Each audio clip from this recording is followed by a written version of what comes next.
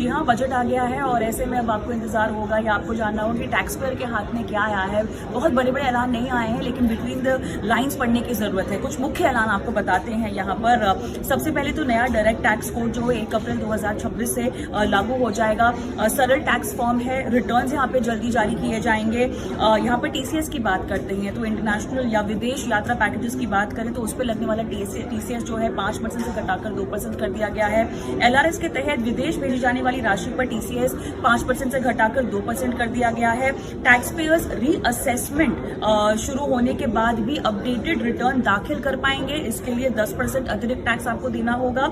Revise return भरने की अंतिम तिथि अब 31 मार्च तक कर दी गई है।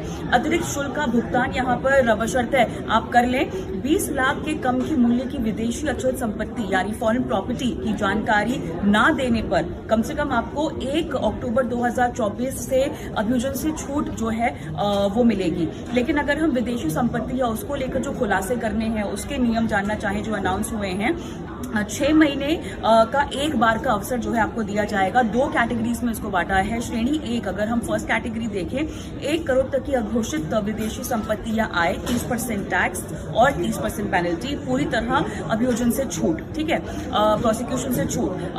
सेकंड कैटेगरी की अगर हम बात करें पहले के वर्षों में घोषित लेकिन वर्तमान रिटर्न में शेड्यूल्ड एफए में छूट गई संपत्ति। सेकंड केवल 1 लाख का शुल्क है, कोई पेनल्टी नहीं, कोई प्रोसिक्यूशन नहीं।